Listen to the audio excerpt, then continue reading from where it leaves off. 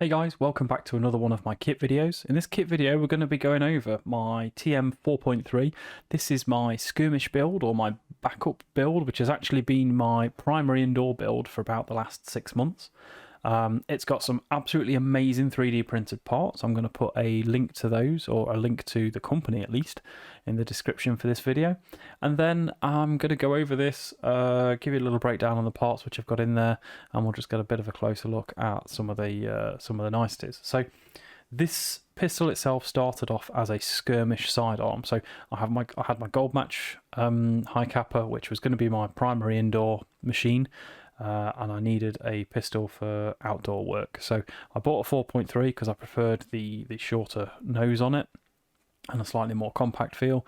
And then put a couple of bits in it, you know, like you do the hop-up rubber and the barrel. And then got talking with Matt from Make It 3D about getting a new outer barrel for it, and then we got talking a bit more and we started talking about slides, and in the end my skirmish pistol ended up becoming a 3D print build, and then it actually turned into the primary indoor machine because I needed to get a lot of shots through this slide, which I've now done. So it's had a bit of an evolution, so I'm going to walk you through it and then we'll have a little bit of a closer look at some of these parts on here. So externally it is a stock 4.3. We've got the stock frame on there, we've got the stock grip on there, stock beaver tail, safety. I do love the safety on these 4.3s because it's only single side. There's nothing on there that you don't need. I am right-handed, so if I'm going to use it, click click, it's going to be there. I don't want one that side to get in the way. In my mind it also saves weight, so that's a great thing.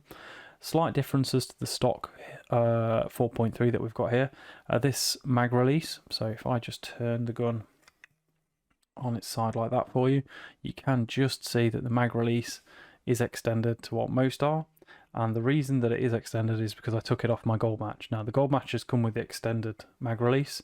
Obviously it's so that you can change your mags easier, and with it being a skirmish sidearm, when I play outdoors, I mostly play DMR or sniper, so I carry quite a few mags. I carry lightweight mags, so I carry about 3 or 4, so swapping them is paramount if I do get into trouble. So having that extended release when you're wearing gloves is easy just to knock that. And it works really well because on the gold match I didn't want to be hitting that inadvertently, so swap them over, ideal fit. And then the other difference to the stock is that I don't have the black plastic trigger on here. I have the red cow CNC trigger. This is aluminium. I removed the over travel screw from this just so that you know that it's not a stock pistol. There's a little bit of spice under this bonnet, and don't make me pull it. So there we go, a little bit of mind games there as well. So then as we move on to the top half of my pistol, I've got this absolutely amazing 3D printed slide. Lots of relief cuts on here. Not that it needs them, it is already incredibly lightweight, but this just adds to that aggressive look. I really do love the look of this pistol. I've also got the Aip Fiber Sight on there.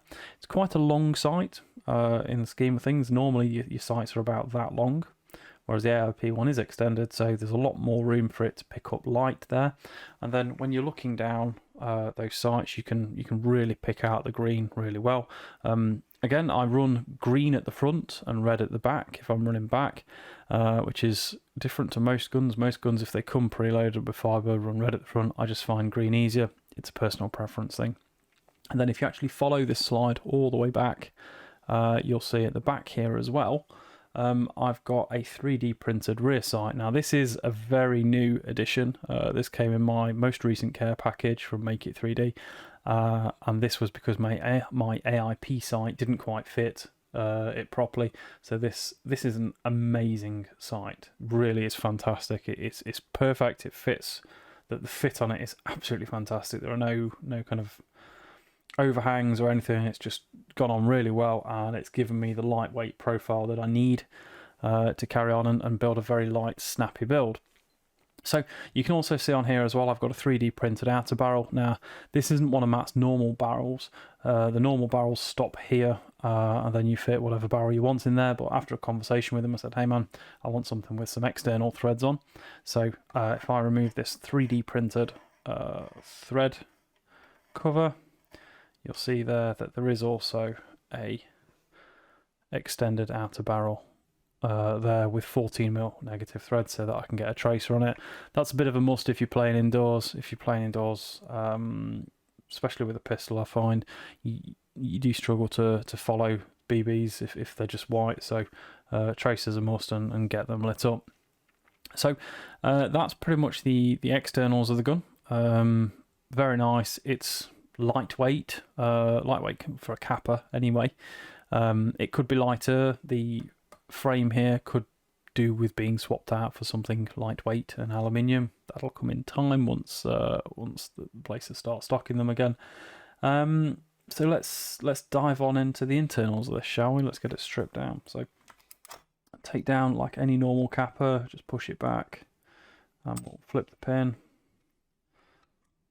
pop that there, roll it over, and push it forwards. Now I'm going to move my lower half to one side. You can see there's nothing spectacular about that. It's fairly stock, really. I don't tend to play with the lower halves of my pistols, because if you buy a TM, they generally tend to just work, which is going to be contrary to what I'm about to tell you with the upper half. So here's my upper half. Now in my upper half on this build, as you can see already, I've got 2 yellow washers. These are cow short stroking washers, and I've got 3 of the metal washers as well, just to have some spacing and just kind of push them apart a little bit. I find them necessary. You don't need a lot of short stroke with a printed slide, especially because it does add more force onto the slide. But what it does do is it just makes that recoil that little bit faster. Again, not that you need it. Recoil Spring is a 120. Now, I did try a 100, an upgraded 100, but a 100 nevertheless, and it just didn't seem to quite move fast enough for me. So I've gone with a 120, and it seems to be holding out pretty well so far.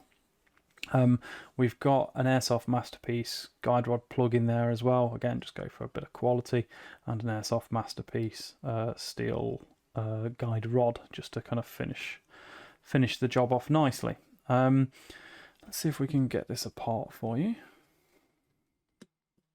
This is normally where I struggle, and bits will go flying everywhere because I'm on camera. It's been quite nice as it come apart there for me. So let's go over the barrel set next. So this is my lovely outer barrel that Matt has custom printed for me. Absolutely love it. And as you can see there, just from the very end of it, my barrel comes right the way to the end of it. So what this actually does is this allows me to use a 4.3 barrel, but a 5.1 inner barrel, so you can get that little bit of extra FPS, which is fantastic, because this thing runs 80 psi all day long. It makes 1 joule. For an indoor machine, it's an absolute killer. So huge points there. So actually, in the hop up and in the working, the business end, if you like, we've got the stock TM hop up chamber. I absolutely love the stock TM chambers. I find them really good and reliable. I've not had one break yet. I do have a Hadron H plate sitting underneath the hop arm though, just to add a little bit of kind of centralization and flatness. And then I have put one of the 70-degree silicon Decepticon rubbers in there, just to see how they go on. It's a bit of a development build, and I know the thing itself works well, so I'm going to see how it hops. And then the barrel, you can see it's not a stainless shiny barrel. It is one of the Palsonite PDI barrels. So again, the jury's out a little bit on that, whether it's actually worth using or not, but we'll see. I'm not totally sold on it, but to be fair, so far it shoots straight, it shoots accurate, so pretty decent. Not sure how it's going to wear and weather though. So that is a slight change to how I've been running it recently. I was running just a standard TM rubber in there, but it kept dropping BBs. I don't think there was quite enough pressure on it, so we have gone for this change. Looking down the barrel, yeah, I can see a fair bit of hop on there. I don't know if this is going to stay as a setup, but we'll see how we go with it. And then coming on to the actual slide and the BBU, the blowback housing, all that kind of gubbins, you can see there, just see a little bit better on these relief cuts really. Very aggressive forward angled. You've got that flat top through the middle as well, which just suits with that. It really is a cracking slide. I am genuinely so happy with this, for saying that this was version 1 of a slide which I'm testing out. It's been absolutely flawless. It's worked fantastically well. There was one tiny little niggle which turned out to be more my fitment than anything else, and I'm just happy with it. You know, if you said, right, Steve, you know, this is going to be the pistol forever now, yeah, I've got no problems with that. Just throw me at the game days. So moving on to the back end of the pistol anyway, we've got kind of my go-to, if you like. I've got the Cow piston head version blowback unit. You can tell it's the Cow on there because you've got that purple just in there. And then I've got an AIP 140 nozzle spring as well, just to keep that nozzle working nice and snappy. Nozzle itself is a Elite shooting center nozzle. Again, it's very much a go-to combination for me. I absolutely really do stand by that as a combo. It always does me well. So let's just pop this back together, and then we'll probably bring this video to a bit of an end. Actually shooting it, it is incredibly fast.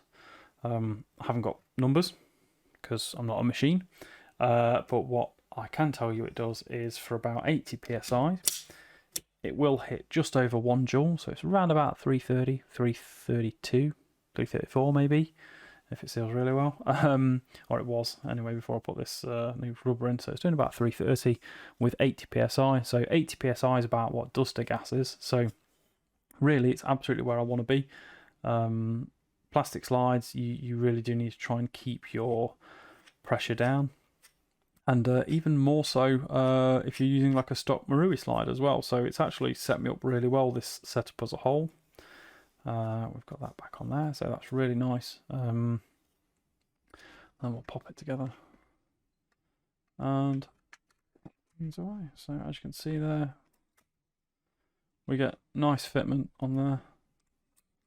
The tolerances of this thing are absolutely fantastic. What I'll do is I'll just turn that around there. So as you can see, there's no vertical wobble at all. There's no side-to-side wobble at all. There's no gap, but it slides perfect. So if I put it back, just straightforward. There's absolutely nothing there. Just a quick show here of the seal that I get. There's the nozzle.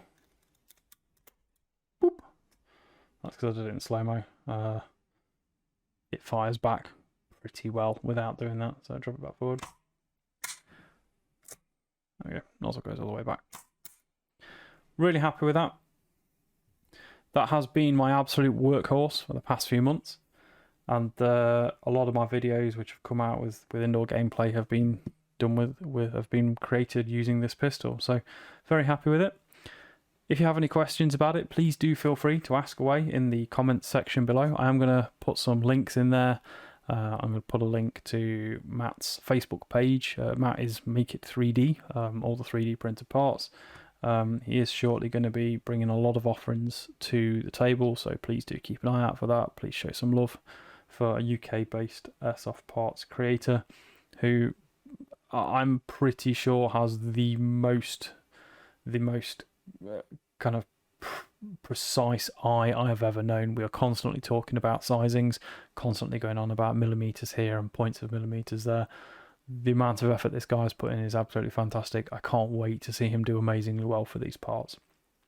As always, please drop my video a like. Please drop me a sub. I am aiming to try and hit about 500 by the time my channel reaches 1 year old, which is going to be the middle of November. So fingers crossed you can help me along the way with that. And as always, thank you very much if you are a current subscriber, and thank you for your view if you're not anyway.